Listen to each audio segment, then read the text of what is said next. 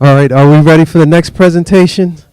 So we can get outside, and I know you guys want to get home after the book signing. All right, I'm going to go ahead and get started. So as I mentioned today, I'm going to be talking about how to build resilient self-control, because I already know all of you already disciplined. So disciplined, I already know that. So I'm going to talk about it anyway, even though I know you all have it together. Okay.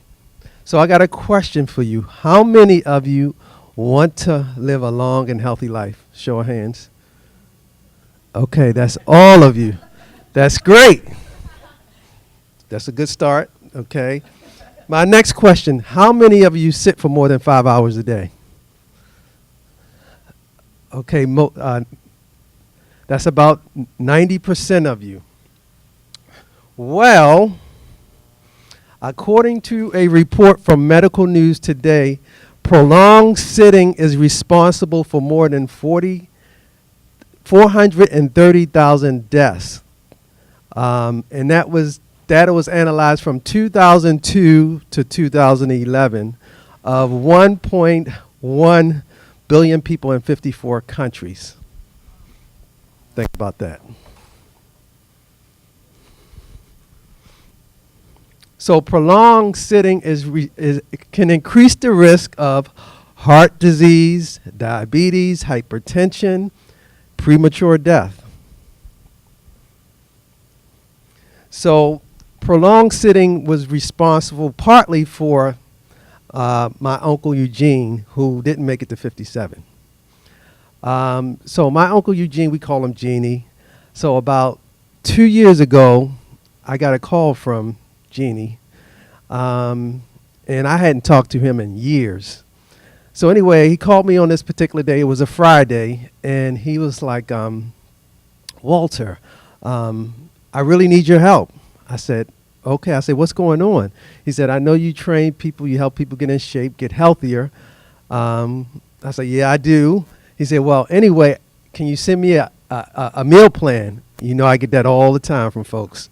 Can I get a meal plan? And I said, I was like, well, what's your issue? He said, well, I need to lose 50 to 60 pounds because I got to get a surgery and I have liver cancer. And so I said, I just can't give you a meal plan for that. But he sounded desperate. He was like, well, I need to do something because I need to lose it really quick. And I said, okay, well, let me see what I can do. So this was on a Friday. So on Sunday, I did some research on the internet. You know, I know Brenda talked about that yesterday. And so I found this meal plan for liver cancer patients.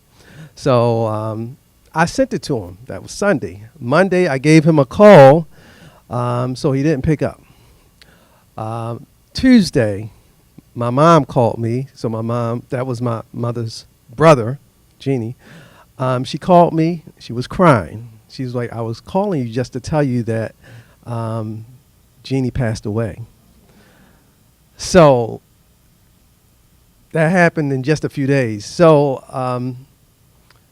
well, Jeannie was 56. He was about 5'9", 280 pounds. He worked for the Social Security Administration for about 30 years, sat at his desk for close to 8 to 12 hours a day because he did a lot of overtime. He did not work out. He did not eat healthy. He wasn't motivated to exercise.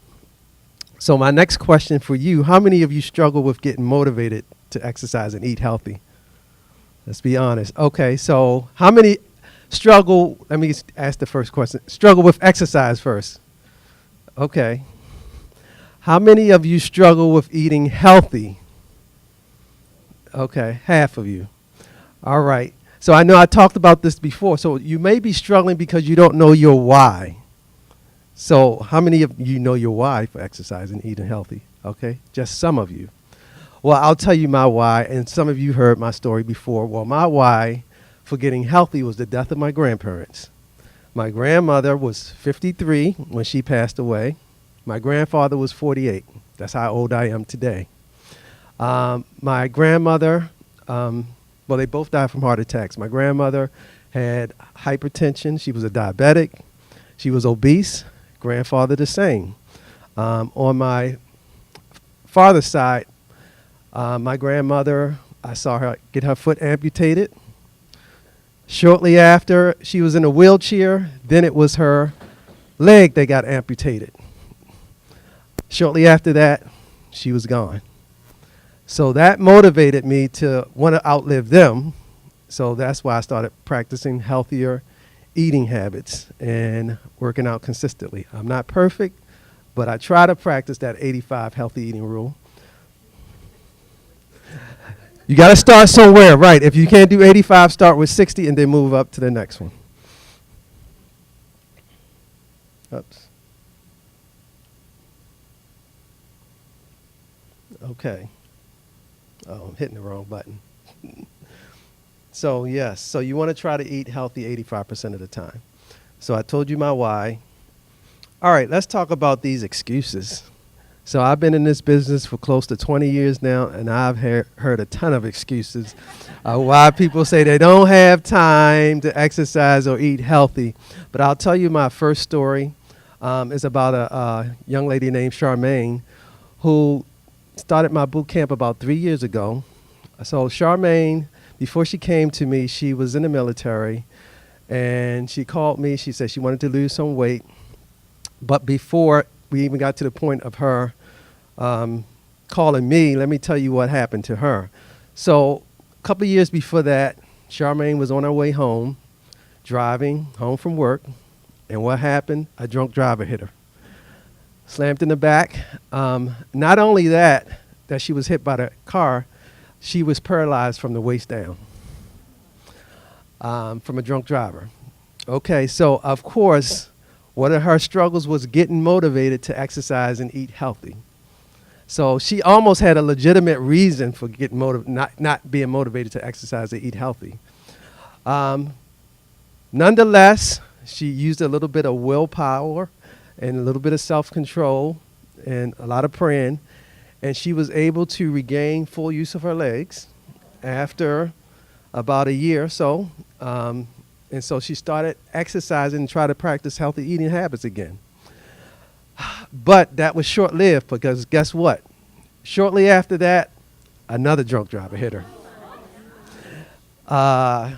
So she wasn't paralyzed this time, but you can imagine mentally what she was struggling to do to try to get healthy again. So shortly after that, she reached out to me because she was walking. She had full use of her limbs again. She was pre-diabetic when she started working out with me. And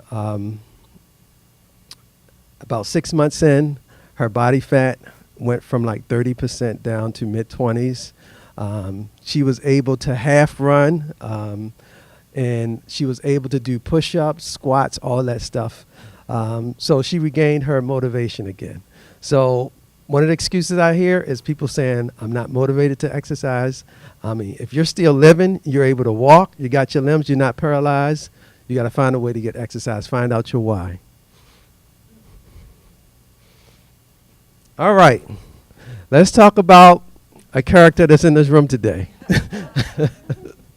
My good old buddy, Glenn, that's you. I see you looking at that picture like, who is that? All right, Glenn started training with me. Has it been almost 2 years, a year and a half, Glenn?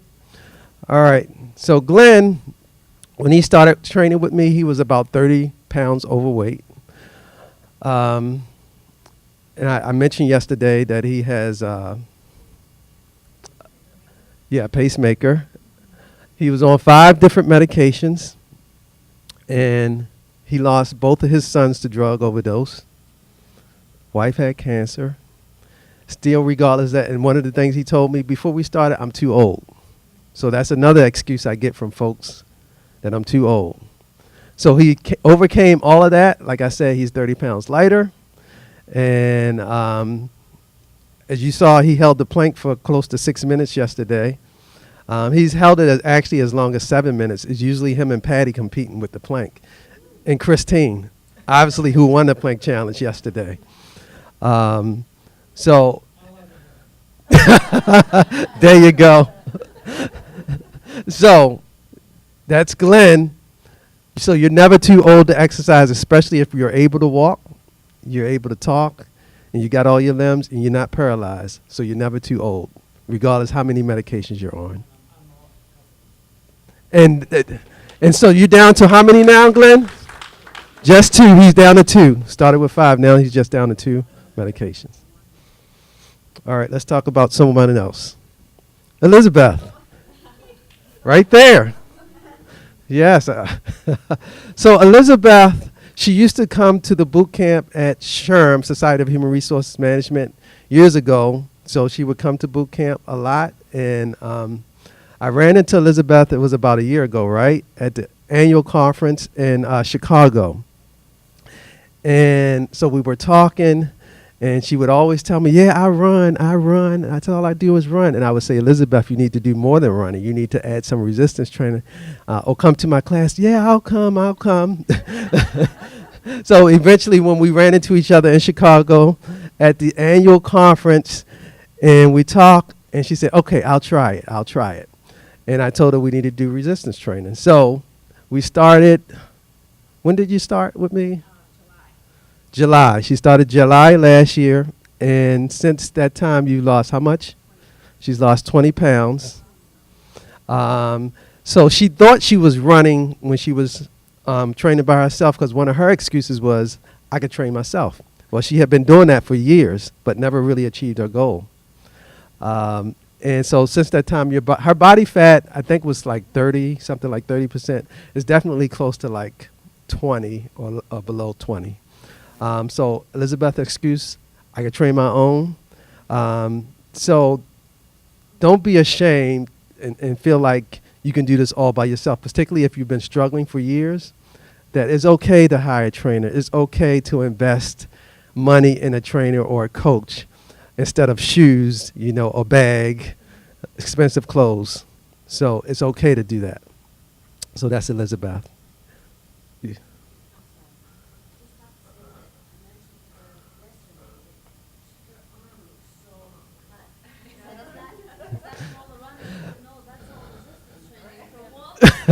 Yes. Yes. And we didn't train one-on-one. This was all through virtual training, by the way, that she lost all of this weight and got toned. So don't be ashamed that if you're not at your goal, that, yes, it's okay to hire me as your trainer or somebody else, or to get help, is my point. All right. So that was another excuse. Let me talk about this young lady over there to the right. My wife, Cece. Man, so when we started dating, and she was telling me, well, I want to lose some weight. I need to lose weight. Can you help me out? I was like, sure. But you're probably going to have to train early in the morning. And you know what her excuse was? Like I hear from a lot of folks, I'm not a morning person. So I hear that a lot. So I told her, because she had to pick the boys up from school in the evening, she worked full-time job. I said the best time is going to be the morning, because by the time you get home, you're going to be exhausted, not going to have time, you're just not going to feel like it. So she's like, all right, I'll give it a shot. So we made an agreement to meet on Monday. Monday came. I was like, all right, let's go. She turned over. I'm not going. I said, okay, I'm going to go myself. So I went on to the gym myself, and I guess by the end of the week, I think she felt her clothes was getting tighter. And so she's like, all right, I'm going to go. Don't say nothing to me. You know how it is. Yes. And so we get to the gym, and so I'm just instructing her, pointing, 10, 15, we move on to the next exercise. So we've been together for 7 years now. So now is a routine. I found out. So she gets up. There were times that she would get up, have her clothes on, and I'm looking like, oh, we ready to go to the gym. And so she's up and ready to go. So we go to the gym about 2 to 3 mornings a week at 6 a.m., never in the evening. So she's become a morning person when it comes to exercise. So for folks who say that they're not morning person, that's because you're telling yourself that you can't be a morning person, but you can. But most of you are busy professionals, and the best time to work out is in the morning. Because if you wait till the evening, it's going to be difficult. Things are going to come up. Work demands deadlines. So I would say become a morning person. All right, so excuses. All right, so let's talk about, yes.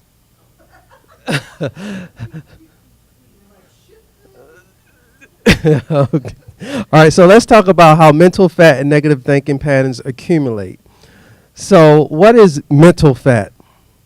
So mental fat is like accumulation of pain, bad experiences that happen, such as job loss, criticism from folks, death of a loved one, loss of jobs. Those things cause pain, or things that people say that may block us and get to us, get to our minds, that we may start thinking in a way, whether somebody said something or something happened at work. It will cause this accumulation of negative thoughts that we start repeating to ourselves. Whether the person said it to ourselves, we start believing it. So it's accumulation of this negative pain and negative thoughts, negative emotions is what the mental fat is. Anything that blocks us from getting to achieving our goal.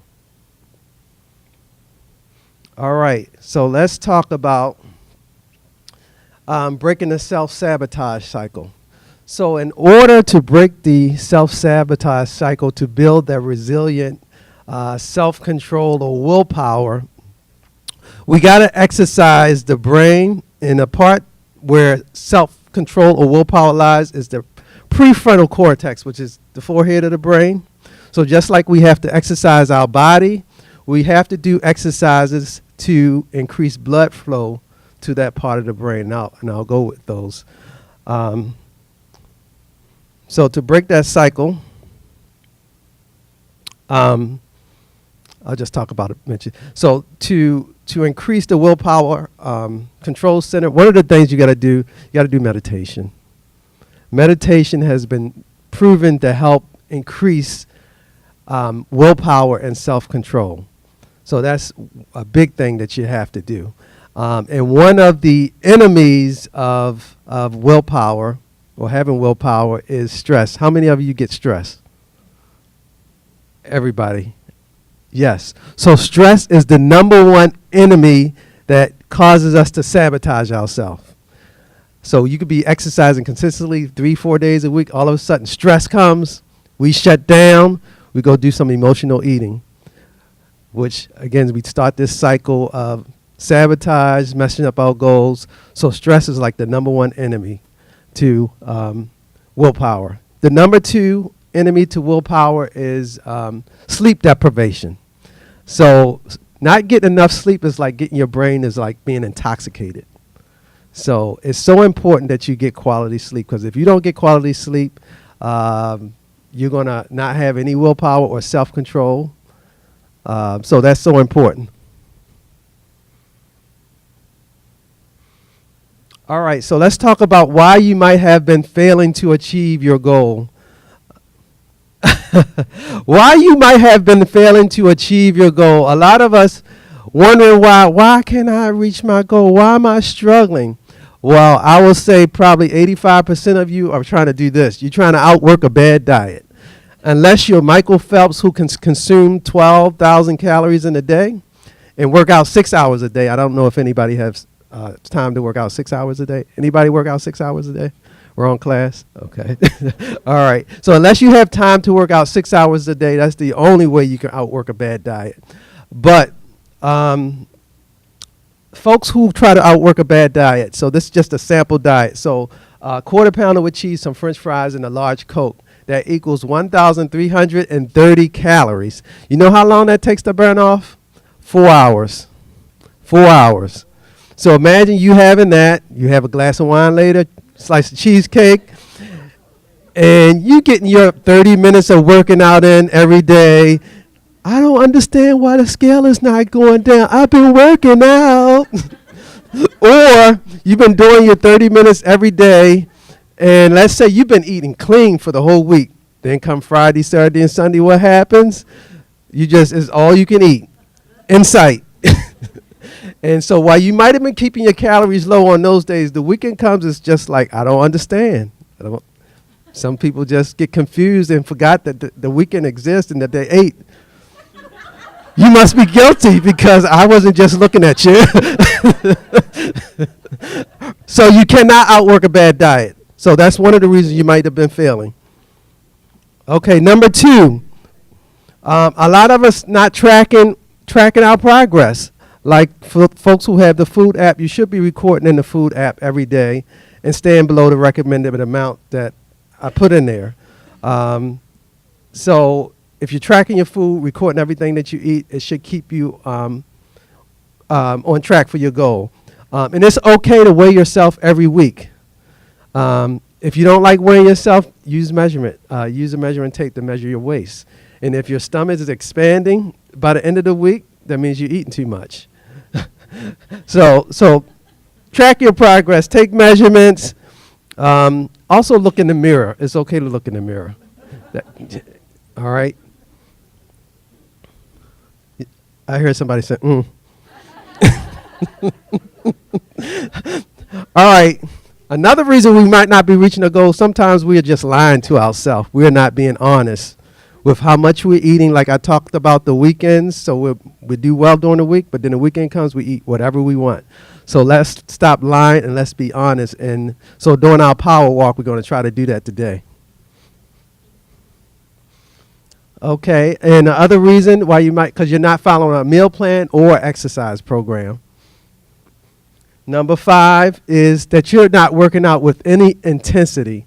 So if you've been working out, let's say for 6 months, because I go to the gym and I see people who are there all the time, but they look the same. And so you got to change it up and you got to add some intensity to your workout. So if you're working out all the time and you feel like and you're looking the same, that means you need to change it up, add some intensity. So instead of walking 5 days a week, maybe add some power walking or if you can run, jog a little bit. Add some resistance training. Or if you're doing resistance training, the same routine, maybe in between add some burpees, some mountain climbers, jumping jacks, but change it up. So, yes.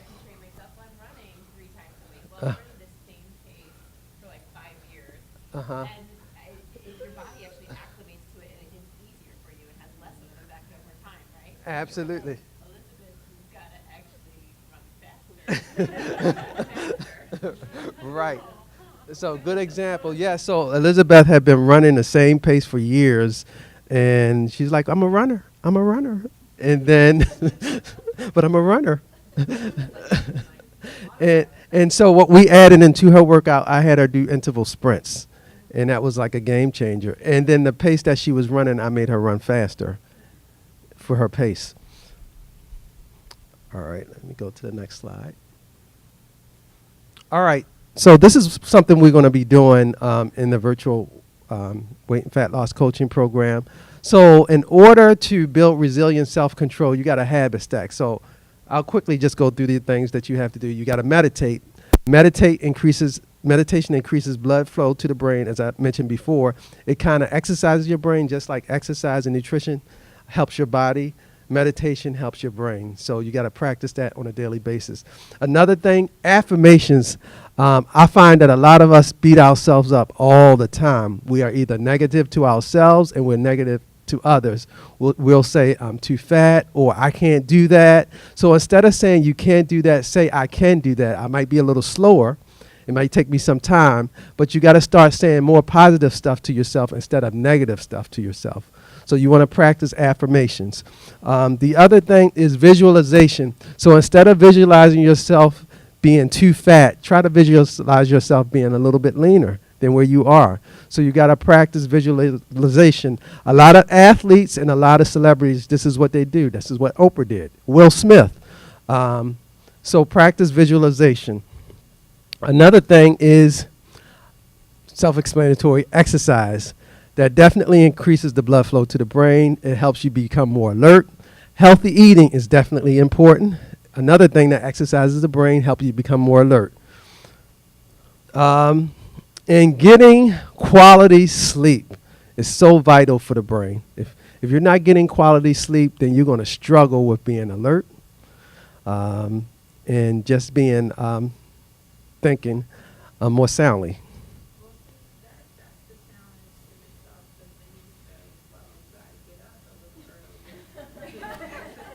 So if I was coaching you, I would want to know what are your patterns, what habits, what things are you doing Monday through Sunday.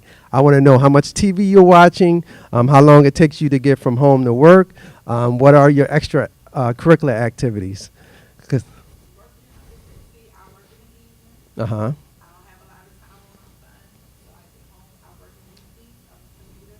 Okay. Sure. Mm-hmm.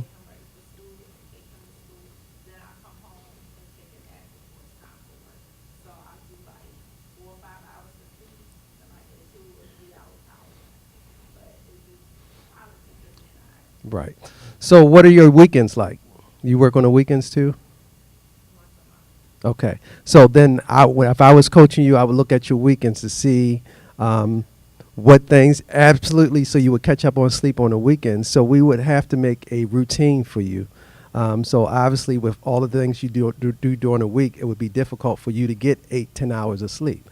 So we would probably use the weekend to get longer time for sleep and then manage. Yeah, so then we would have to strategize. There's a way. If there's a will, there's a way. But you can't think like there's not a way. If you start thinking, oh, there's no way I'm going to be able to do this, then there's not going to be a way. But if you start thinking there's a way to do this, it's like the law of attraction. Whatever you think will happen, will happen. So if you think you won't have time, you will never have time. But if you start thinking, okay, I will have time, there's a way that the universe will bring it to you. So it's all a part of the affirmations, visualization, the meditation. When you're in that zone, those things start to come to you. When you're out of that zone, all the negative stuff, all the negative thinking, that's the negative patterns cycle that's all you'll just keep going in that same cycle.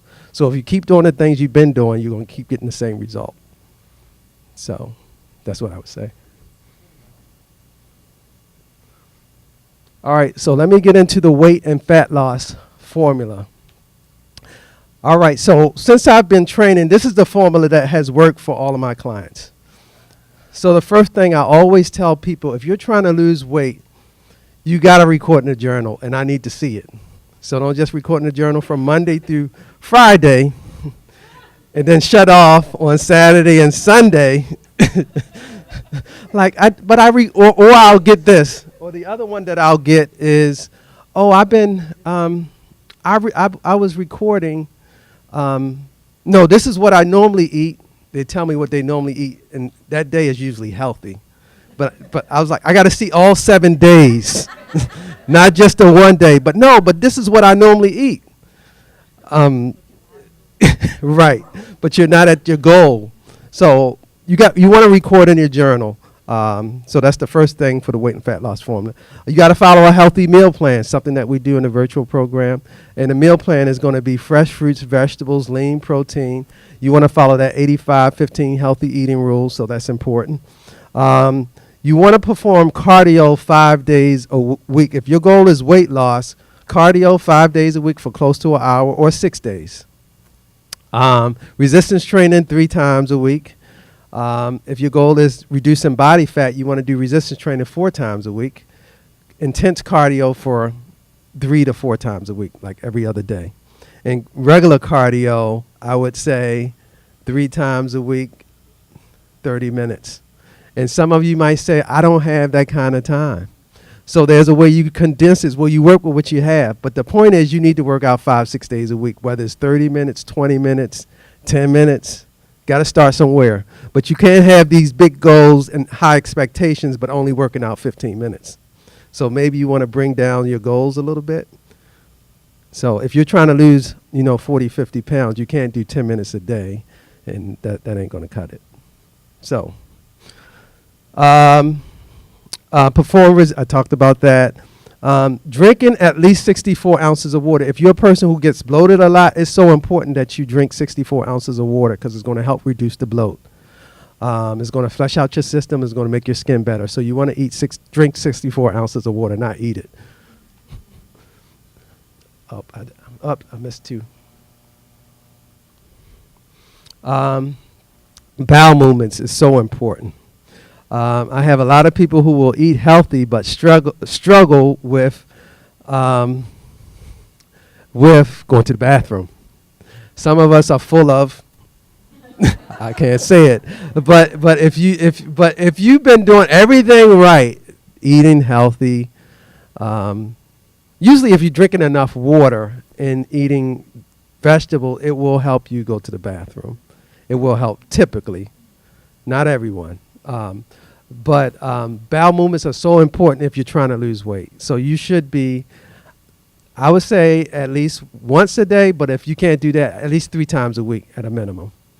So if you're struggling with losing weight, you got to have a bowel movement. If you're not having, we got music in the presentation. So if you're not having bowel movements and you're struggling with losing weight, you got to figure out why. If maybe you need to see a doctor. But usually if you're drinking water, eating a lot of vegetables, green leafy vegetables, that will help a lot. And you just may have to drink more water than the 64 ounces and eat more green leafy vegetables than just 2 to 3 servings a day. So you got to increase that amount.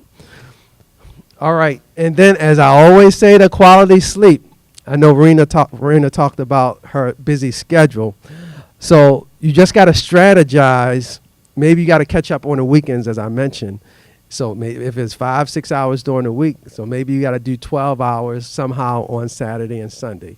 You just got to figure that out. So it's so important that you do that. So if you're struggling with losing weight, say follow these things. You can do that and you can catch up. I mean, I always thought it was this. Now, optimally, in a real world, getting 8 to 9 hours would be optimal, but some people can't do that, So you strategize and figure out a way. So it's like transitioning to getting 8 hours every day. If you're a single parent or it's just difficult because of your job demands. Some people, they just can't. Some people, doctors may be on call. So you try to work with what you have until you get to where you need to be. So, but you got to start somewhere. Oops. All right. So in conclusion, about this mental fat, as I was mentioning, if you believe that you can't lose weight or reduce body fat or get toned, if you don't believe it, it's not going to happen. You're always going to go to a set point because of your belief. Even though you might have been exercising 3 to 4 times a week or 5 times a week and eating healthy 4 to 5 times a week, you're going to struggle because of your mindset, because your mindset is already set that, okay, I'll never lose the weight. But even though I'm practicing these habits, whatever you believe is always going to happen is just going to be a cycle. You'll do good for a week, stress happens, sleep deprivation happens, and you're just going to go back to this cycle. It's just going to be a cycle. So you got to change up. You got to get help, whether it's a coach or getting a buddy who's positive. Because let me just say something about buddies too. Because if you have a negative buddy or a negative group of folks who don't believe, a lot of times you're going to follow their advice. And so it's good to be around a group of positive people, whether it's a boot camp or just a group of positive people. It's going to help you practice more positive habits. But if you're around a bunch of negative group members, a lot of times you're going to fall into practicing negative habits.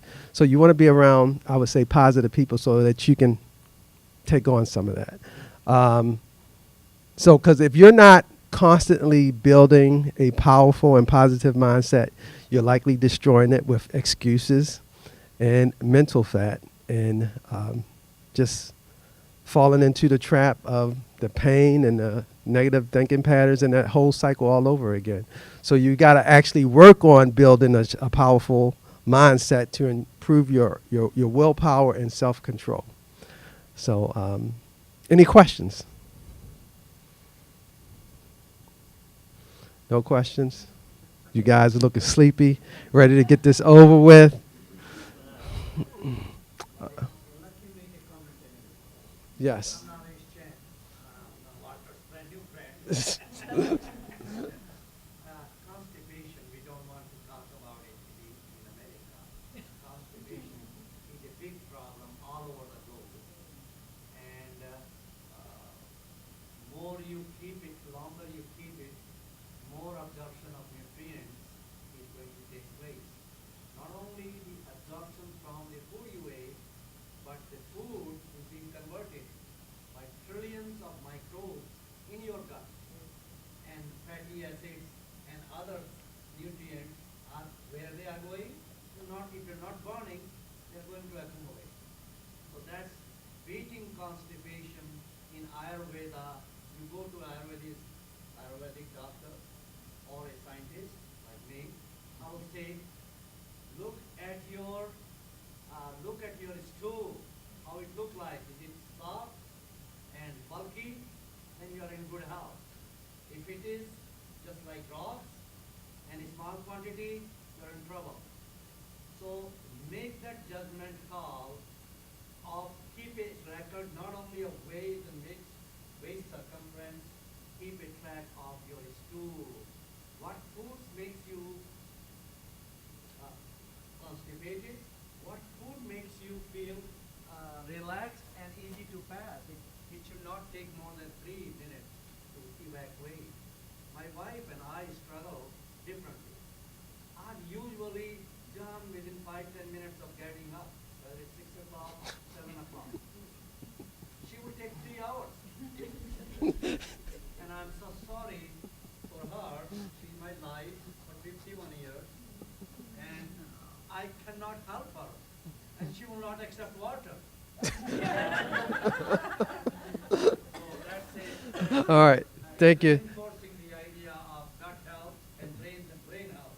Yes. Connected. So, thank you, Dr. Chan. So he'll be talking to us after we come from our power walk and after you take our break. So, all right. So nobody has questions. That means that you didn't like the presentation. No, I'm just kidding. I'm just kidding. I'm just kidding. All the information. Yes. What you got, Neve? I would have a question, but I was going to say when you mentioned about the app, it does make a difference. It does. Okay. So I now think twice about what I'm going to eat Good. because I know I got to explain it to the Good. Good. I'll go to the refrigerator and I'm like, Yeah. I got to put Good. the app. So it really makes a difference because that accountability is Awesome. yeah. Awesome. I thought Well, thank the you. app was also, it just opens your eyes to what you're actually, how many carbs you have one. Yeah. Exactly. Exactly. Awesome. All right, Ann.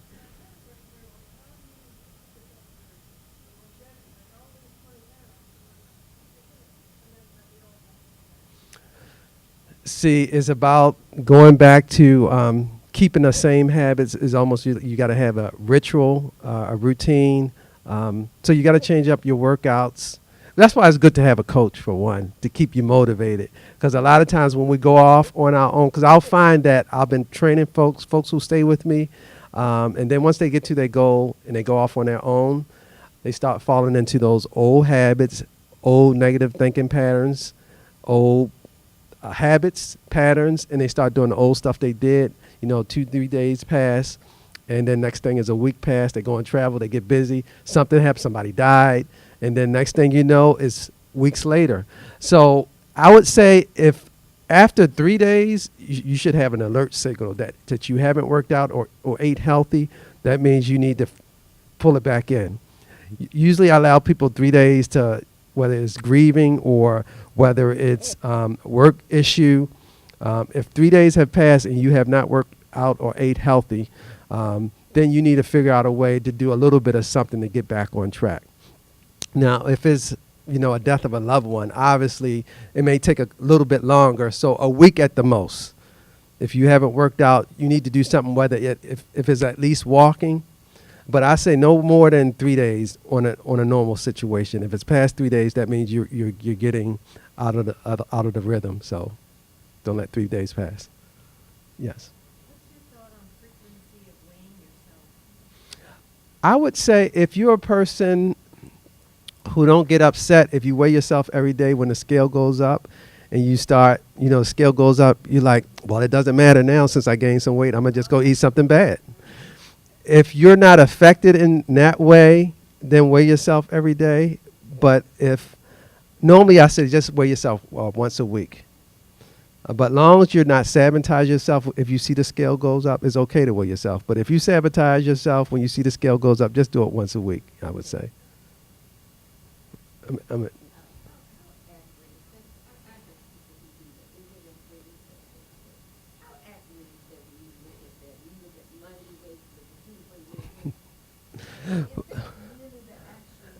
I mean, really, you got to. Right. I mean, you want to look at. You got to look at your body fat. You want to look at all that. But a lot of times scale goes up and down because you're drinking water. You had some red meat. You had salt. When you have sodium, it causes you to retain water to make the scale go up. So you never want to just go by the scale alone. A lot of times, just look in the mirror or see how your clothes fitting. If your clothes tell you a lot.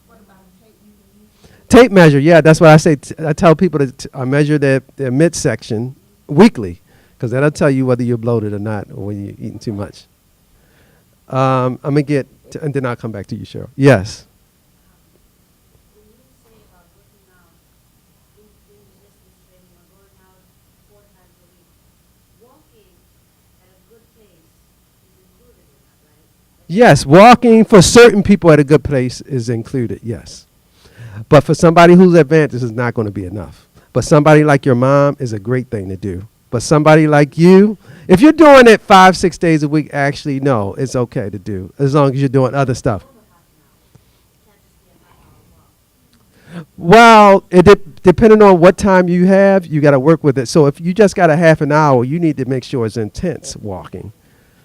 But if you got an hour walk, if you got a time to do an hour, it doesn't have to be as intense. It's great. Anytime she can walk or move around is great. Yes. Good. Cheryl, you had a question?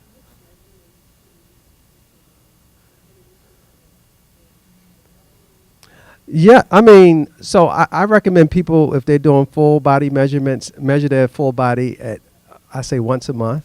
You don't need to do that every week because your arm measurements are usually not going to change in a week. But the waist measurements can easily change in a week depending on how bloated you might be or what you ate. That makes a difference. Yeah. So, yes.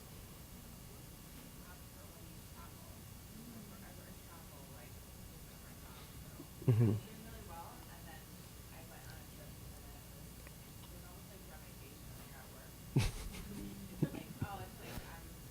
I'm on vacation. So first of all, you got to change your mindset that, okay, yes, you're at work, but now exercise is a part of my life.